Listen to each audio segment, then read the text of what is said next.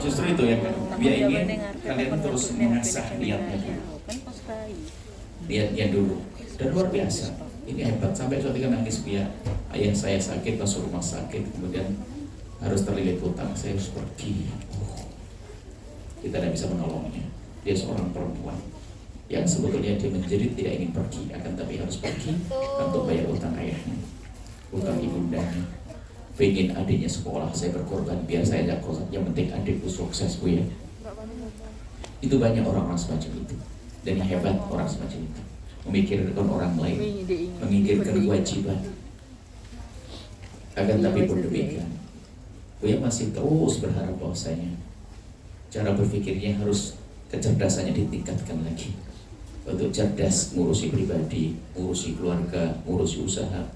Jangan terlena menikmati keadaan di tempat semacam ini.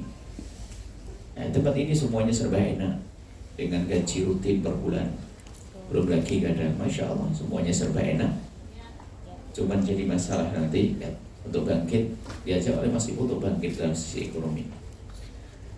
Buya akan memulai bangkit dari sisi ekonomi dari membiasakan dengan kesederhanaan. Coba pastikan, jangan biasa dengan gaya sombong. Orang tersiksa itu sombong. Sombong dengan mobil mewah, sombong dengan rumah megah, sombong dengan itu tersiksa hidupnya.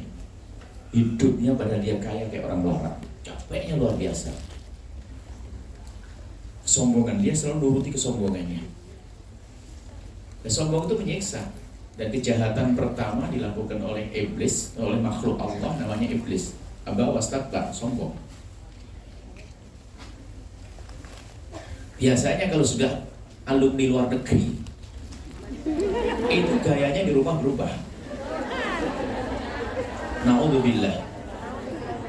Itu yang menjadikan dia itu gak bisa sukses. Kalau dulu biasanya makan sambal terong, ya sudah kembali biasa, dan itu lebih enak bagi kami. Betul. Gak usah action. Kadang-kadang sengaja dipaksain gaya makanan yang ada di Hong Kong dan sebagainya. Padahal dia sendiri tidak terlalu menikmati amat, hanya kesombongannya menjadikan dia menikmati. Action.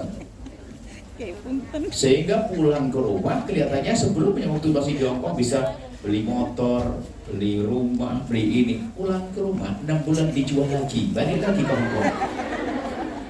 Nungsep. Pasti dia tidak cerdas orangnya. Kalau ada di sini angkat tangan. Tidak cerdas orang itu. Sekarang dengan Buya harus cerdas. Biasakan dengan kesederhanaan. Gak usah lah. Kalau sudah ikut orang kampung, ya sudah gaya hidup orang kampung, makan seperti mereka. Pergi ke pasar, gak usah gayanya harus supermarket. Itu pasar di perempatan jalan itu murah-murah itu. Sambil nolong ibu-ibu yang belanjanya ke pasar besar untuk dibawa ke perempatan. Ingat gak? Nah itu loh, belanja di situ sambil nolong saudara kita. Lebih murah kadang-kadang. Gak usah action gaya, mau saya alumni Hong Kong, sorry dong. Belanjanya di pasar tradisional. Saya harus supermarket kangkung itu kalau di pasar tradisional harganya cuma 250, masuk supermarket 1.500 berlipat-lipat. Ya kok kayak itu orang cerdas mananya? Cerdas apanya? Dan sebetulnya modal sudah sangat cukup. Ini kalau ingin bangkit begitu. Cara dagang kita tuh aneh Mas Ibu. Belum untung sudah khayal untung, belanjanya banyak. Ini kebayang nanti kalau saya belanja begini, insya Allah akhir pekan dapat untung begini. Belum jualan ini, sudah pesen dia kredit. Mana bisa orang itu maju? Kalau nggak, jangan hanya senyum dok, diamalkan ini. Wih pengen bahwasanya kalian pulang ke rumah biasakan dengan gaya hidupmu dulu, dengan kesederhanaan, modal bisa digunakan lebih manfaat lagi, kemudian juga gampang. Mungkin Mas Bos sudah ngomong, jangan gampang silo dengan tawaran bisnis. Banyak dibohongi orang-orang. Hanya sebetulnya nanti minta tolong lah Mas Ibu, coba dibuatkan program bisnis besar-besaran yang sekiranya saya juga bisa sambil ya ngamalkan ilmu yang diambil di Hong Kong. Kan ada ilmunya ngaji begini, lalu bisnis saya jalan bagaimana. Tapi sebenarnya bisnis apa saja bisa, orang tidak usah gengsi dengan jualan teh. Bos teh jadi kaya raya. Betul. Nah, jadi masalah adalah kadang kesombongan tadi, betul. Jadi kalau saya tempel luar negeri, kadang mohon maaf, yang pernah keluar negeri itu cara hidupnya susah. yang pernah di Saudi, yang pernah ini, termasuk sampai guyonan kita. Mahasiswa itu kalau sudah belajarnya sambil cari duit, itu berdakwah jadi males. Kenapa? Enakan cari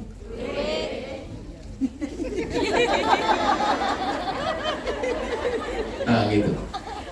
Tapi kalau biasa dengan kesabaran, mudah nanti dalam berjuang. Memang ada mandiri itu penting, akan tapi bukan berarti kita mengikuti hawa nafsu kita, ketamaan kita, kerakusan kita. Apa sih gengkol? Kenapa sih? Apa sih salahnya kalau kita kembali ke kampung nasi sayur bayam, bobor, kita bisa ada bobor bayam sama jagung muda, kemudian sambalnya korek, gawe kering, masya Allah, didampingi suami. Makan enaknya kayak siapapun, tidak sama suami, rasanya garam. Kalau masih menikmati, wah kacau nih, nggak rindu suami ini. Nah, ini jadi tolonglah biasakan sederhana. Kalau Anda memang ragu hidup sederhana, yuk jalan sama Buya nanti.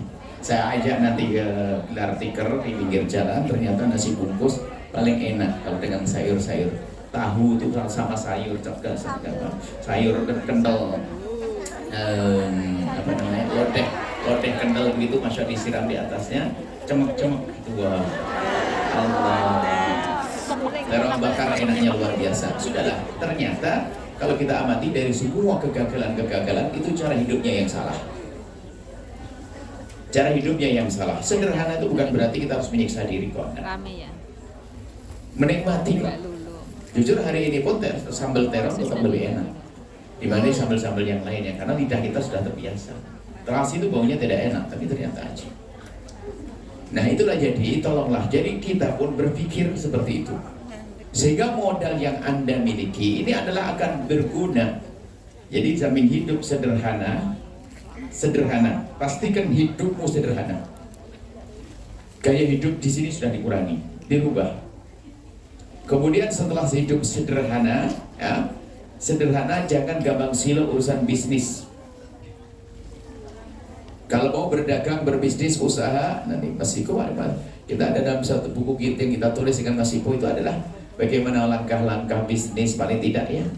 Ada waspada, hati-hati, Allah ridho, jangan kalap, mentang-mentang ada untung, nggak pernah mikir halal haram. Alhamdulillah. Kalau sudah orang tidak berpikir halal haram, itu biasanya sudah ngawur, bisnisnya bisnis gampang dibohongi. Tapi kalau orang berpikir halal haram, boleh tidak secara syariat, berarti dia waspada, hati-hati. Sehingga biarpun terlihat di dunia menguntungkan, kalau di akhirat tidak menguntungkan, dia akan mau. Jadi kesederhanaan, ya. Kemudian jangan mudah silau dengan bisnis. Kemudian yang ketiga, jangan merasa gengsi dengan kerjaan halal apapun. Jangan merasa gengsi dengan kerjaan halal apapun. Yang penting terhormat. Yang penting terhormat.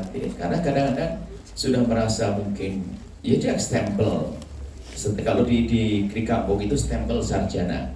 Jadi kadang-kadang sepertinya mendapatkan gelar sarjana ekonomi itu malah mematikan.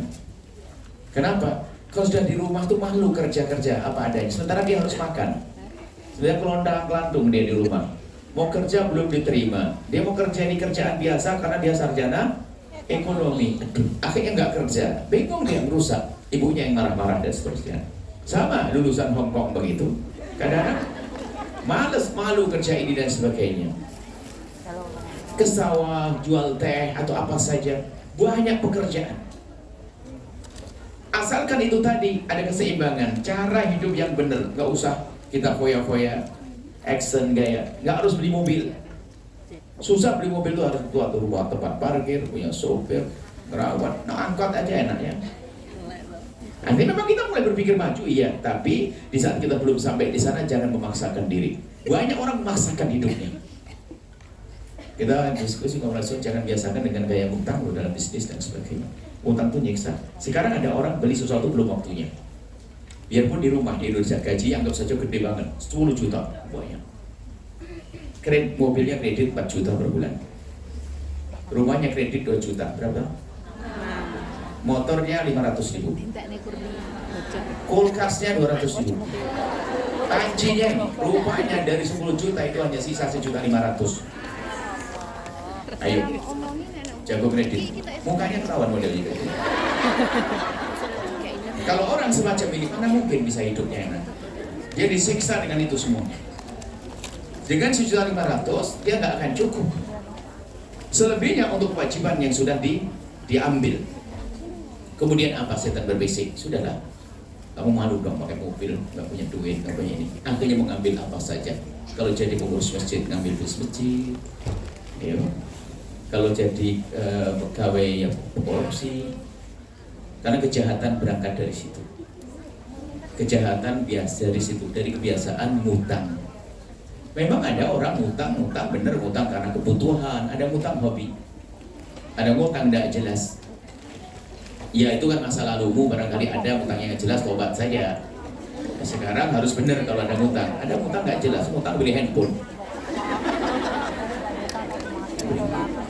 Masya Allah. Jadi dengan biasakan dengan tidak pernah gengsi dengan risiko dengan pekerjaan halal, maka ketahuilah kita akan mulia. Kemudian juga harapan Buya, wanita karir, rumah tangga harus indah ya. Karena ada hubungannya dengan ini ada yang sudah, bukan kalian, bukan. Ada sebagian yang kerja di luar negeri itu kalau sudah pulang ke rumah sama suami sudah mulai bertentang-tentang. Kalau sama suami sudah mulai tolak bingung mas bu, kerja, kamu udah pernah yang nyekolahkan anakku loh ya. Sama suaminya sudah mulai bertentang-tentang. Tidak boleh begitu. Maka di samping bisnismu yang benar, nanti cara hidupmu yang baik, dan biasakan anak kita dengan kesederhanaan, jangan action. Kemudian setelah itu, nah ini dalam rumah tanggamu pun harus ada rambu-rambunya dong. Wanita bekerja bukan dilarang. Wanita bekerja itu bukan dilarang. Cuman harus patuhi rambu-rambu. Rambu-rambu yang terakhir. Yang terakhir ini sengaja saya bukan paling pertama. Biasanya yang terakhir. Yang paling terakhir adalah karena sudah terlanjur kerja nanti. Kalau belum kerja masih ada rambu 1 harus izin, 2 ini. Nah, saya tinggalkan semuanya. Tinggal yang kelima adalah jika dirimu sudah mempunyai rezeki lebih, maka harus tingkatkan ketawadhuanmu kepada suamimu. Karena rata-rata permasalahan wanita kerja adalah yang kelima adalah sombong. Kalau punya masalah sedikit, cerai aja yuk, langsung cerai. Setelah cerai nyesel, bingung dia. Makanya banyak perempuan yang susah menikah itu adalah perempuan yang janda sukses. Amin. Ini harus dibuat psikolog.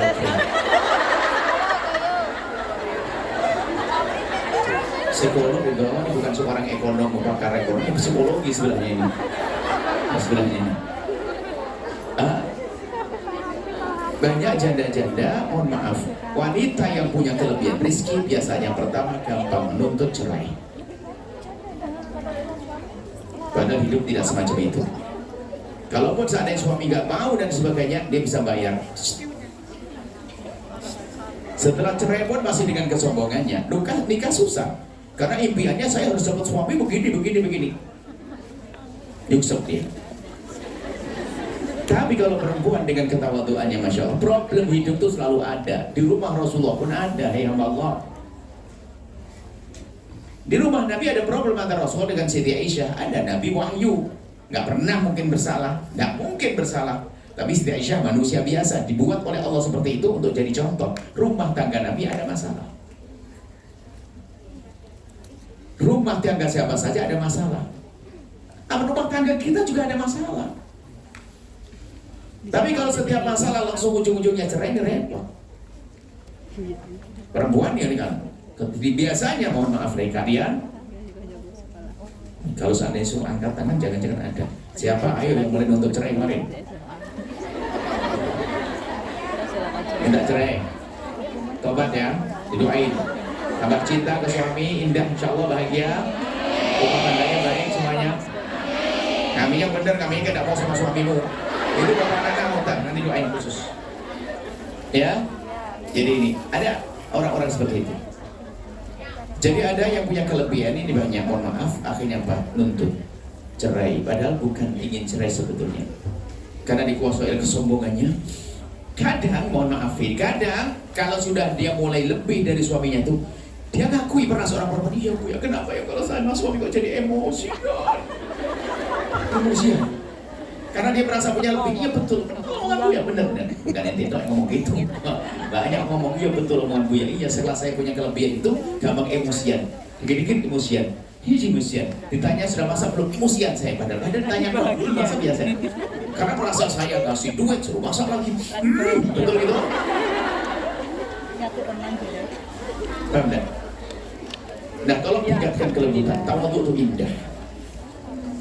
Saya punya tip kok sebetulnya gimana naklukkan suami.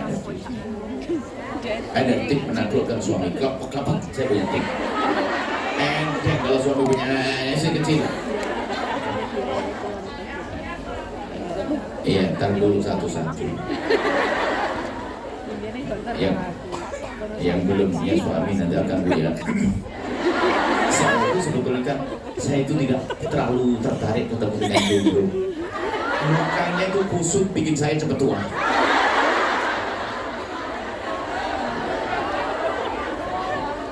Ayo, kalau besok kamu cepet nikah, dalam muka yang ini terus.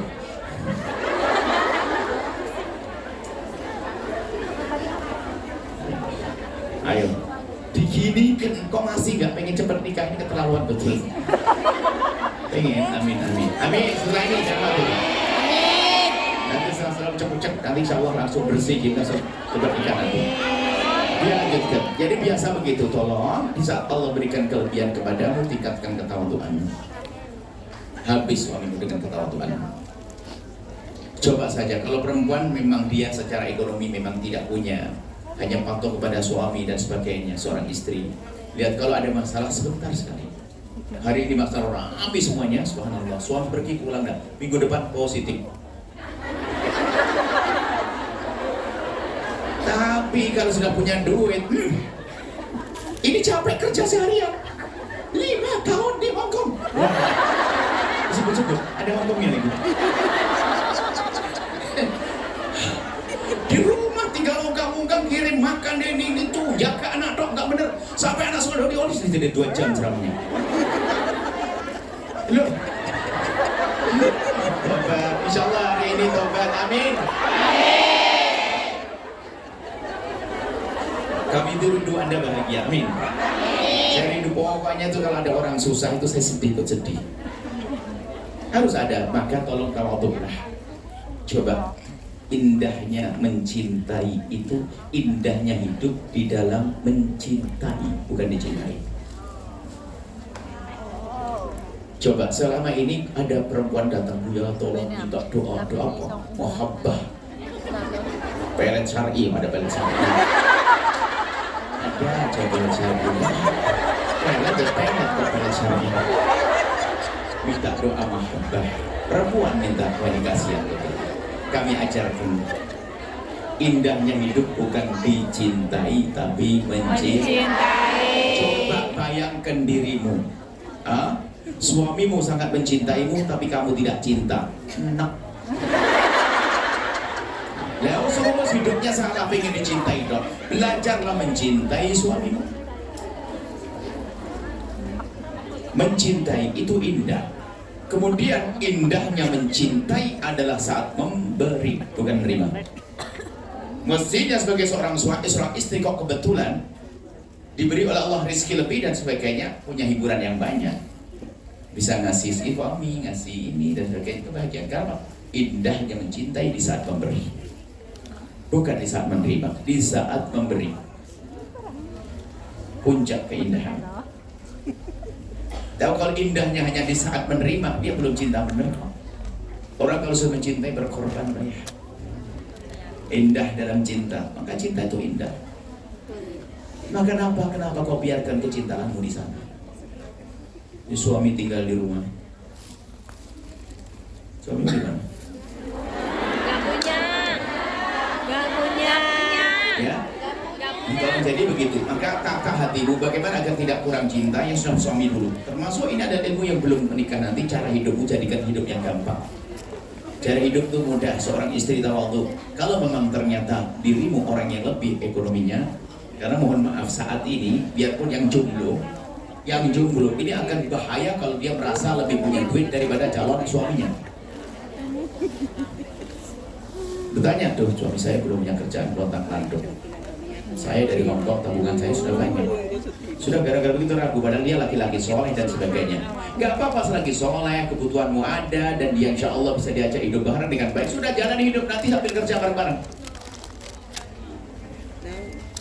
Jangan gara-gara pergi ke Hongkong begini standarnya berubah. Padahal dulu sama dia yang soleh itu bisa, anaknya Pak ini soleh. Sekarang udah harus punya begini. Jadi standarnya standar dunia, bukan akhlak lagi.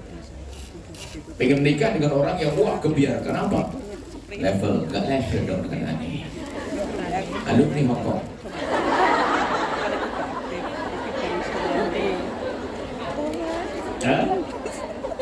Nah, belajar mencintai itu indah, kemudian dengan bertawadhu. Tawadhu itu belajar, tolong dengan suamimu yang tutur kata yang lembut itu jadikan suamimu semakin jatuh cinta. Bahkan kalau seandainya ternyata dirimu yang harus memenuhi keluargamu, apa sih salahnya kalau kalian sering juga minta maaf, abang mohon maaf jika selama ini saya yang mengambil alih mengcover, tapi bukan berarti ini kan tidak menganggap abang kan, mohon maaf bang ya, diridhoi kan saya bayari kontrakan rumahnya. Loh benar kan, oke kan, oh ini ketahuan, pantesan modelnya begitu. Suamimu itu di saat bekerja gak dapat duit mau pulang tuh gemeteran dia tuh. Mikir saya gak bawa duit. Dia tuh sudah mikir tuh bimbang, motornya tuh digas tuh ragu-ragu. Karena apa? Dia pulang tidak membawa iya. Sudah begitu bagaimana mikir listrik, mikir ini dan sebagainya. Jangan sampai di rumah melihat dirimu keluar taring. Karena sudah kelihatan sangat mulai tadi senyumnya ini bertaring nih. Ini masalahnya kak sebagian. Jadi maksudnya apa? Dia tuh mau pulang tuh dengan rasa takut karena tidak punya nafkah. Ya Allah, tadi bisnis gak dapat, pasti suamiku istriku bakal cerewet. Aduh, karena saking cintanya masa istri. Tapi mana khusus. Jadi pulang ke rumah tuh suami sebenarnya dalam ketakutan, keraguan. Maka sebagai istri solehah, apa sih salahnya? Pun hidup juga semacam itu. Suami memang lagi ekonomi lagi terpuruk dan sebagainya. Tinggal sambut baik suamiku. Masa melihat orang cantik ini masih takut, masih cemberut. Harus begitu. Ini ada contoh pada zaman Nabi. Pada zaman Nabi ini contoh. Permasalahan hidup ini kan bukan untuk saling tuntut. Pada zaman Nabi ada seorang wanita itu ngadu ke Rasulullah karena apa? Selama ini suaminya itu nggak bisa kerja, bangkrutan. Mau kerja ini nggak bisa, ini nggak dapat duit. Sehingga yaitu yang mencukupi istrinya. Punya anak lagi. Akhirnya wanita itu ngadu ke Rasulullah, ya Rasulullah, aku punya suami tidak pernah memberi nafkah. Dia nggak bisa kerja. Dia kerja bangkrut, kerja ini dibohongin saking polosnya dia. Pokoknya begitu dah, pokoknya dia nggak bisa. Terus kata baginda Nabi bertanya, lalu bagaimana kamu makanmu selama ini? Dijawab oleh wanita tersebut, ya Rasulullah, saya masih punya peninggalan kurma dan sebagainya. Maksudnya kalau orang sekarang saya masih punya tabungan dari Hongkong bu ya, iya gitu. Kalau yang tanya bu ya, yang itu kan Rasulullah itu ceritanya. Rasulullah bertanya kepada sahabat Nabi ngomong apa? Saya masih punya peninggalan kurma, sehingga kebun kurma, sehingga makan saya masih bisa tercukupi biarpun ya pas-pasan. Kata baginda Nabi SAW, Nabi memberikan jawaban-jawaban fikih keadilan. Kalau memang suamimu tidak pernah memberi nafkah, kamu boleh dan tidak dosa kalau minta cerai. Alhamdulillah.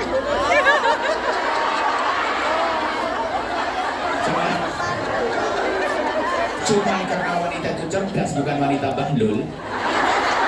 Yang wanita bahlul, bodoh langsung ngomong, jereh. Nah, bukan Anda loh. Selanjutnya alhamdulillah tarik lagi. Nah, karena wanita itu cerdas, masa hidup kayak begitu. Karena dia mengerti cinta, mengerti hidup indah. Hidup indah tanpa syarat kok, bukan harus harta melimpah kok, tanpa harus punya anak kok, tanpa harus rumah megah kok. Dia ngerti cinta. Dia mikir Masa gara-gara begitu saya harus tak cerai? Ya Rasulullah. Nah ini kan cerdas dia. Siapa yang cerdas? Siapa yang cerdas Pak ya? Tapi terlanjur ketahuan gak cerdas tadi. Terlanjur ketahuan gak cerdas. Gimana ini? Masya Allah. Harus banyak ngaji deh sama Buya nanti. Buya akan datang. Dan kata wanita tersebut, ya Rasulullah, ada pilihan lain? Lalu Rasulullah menjawab, lakukan seperti yang sudah kau lakukan.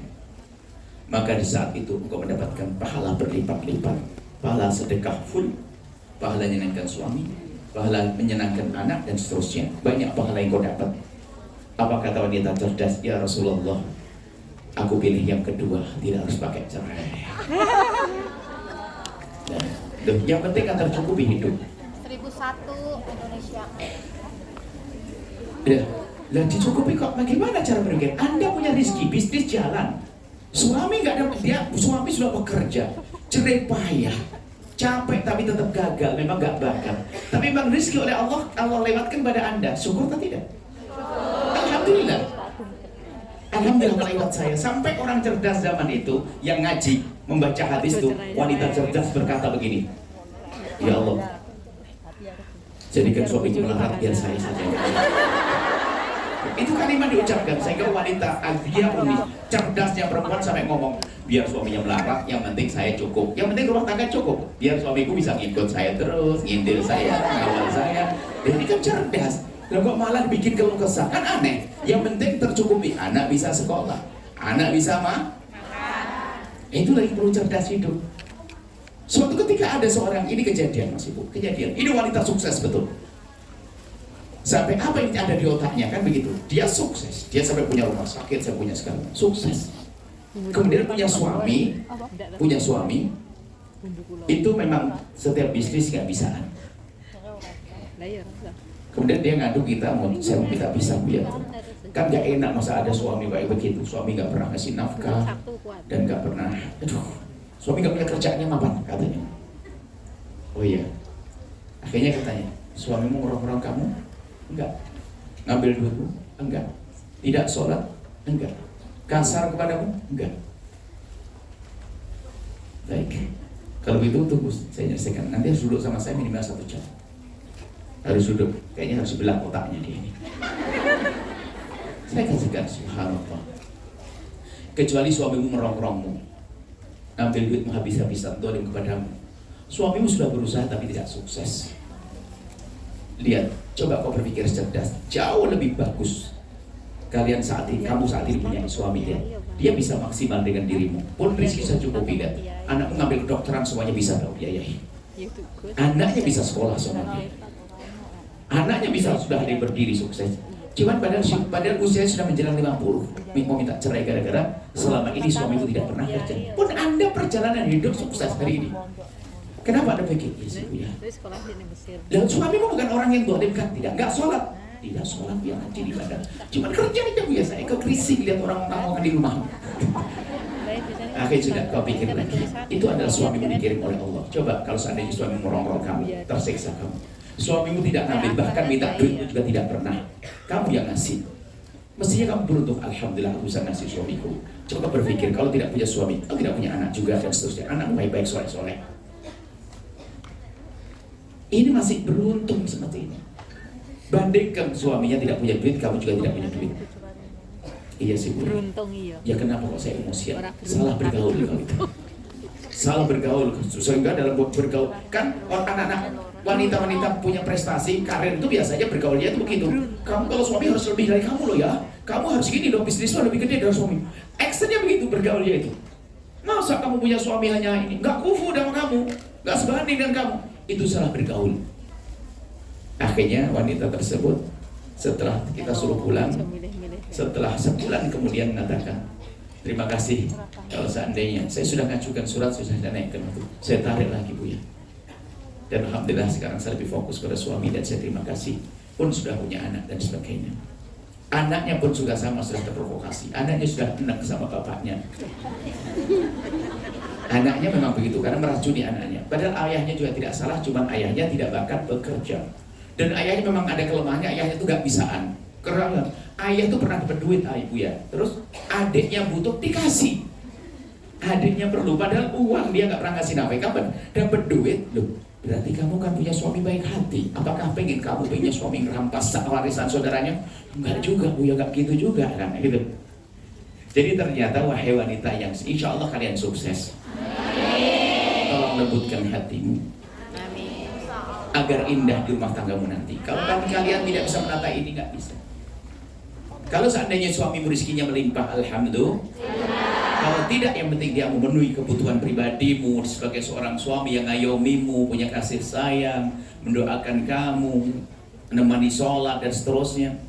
Itu kan indah. Maka jangan sampai ukurannya urusan ekonomi. Dan sekarang kami sampaikan, banyak yang permasalahan di sini. Wanita karir banyak minta cerai. Permasalahan rumah tangga gara-gara dia seorang istri punya kelebihan. Nah, kelebihan. Padahal kalau dia berpikir cerdas, alhamdulillah, biarpun suamiku melarat pun Allah masih ngasih kepadaku rezeki. Kenapa tidak aku syukuri? Sementara kalau seorang istri sedekah kepada orang di luar sana dapat pahala, kepada suami double pahalanya kok. Apakah kita tidak rindu pahala? Nah gitu. Kecuali naudzubillah suami sudah tidak sholat dan sebagainya, aduh macam-macam, mabuk, judi segala macam. Ya, dikembalikan ke tong sampah, nanti dari tong sampah. Tapi ini suami yang benar, nggak ada masalah. Tolonglah ini jadi termasuk ke depan masa depanmu yang masih jomblo ini. Jangan berpikir tentang urusan-urusan dunia dengan cara yang salah. Kalau seandainya dapat suami yang mencukupimu, alhamdulillah. Segini loh ya, wanita tuh terlambat menikah itu karena ada yang menikah dengan ambisi.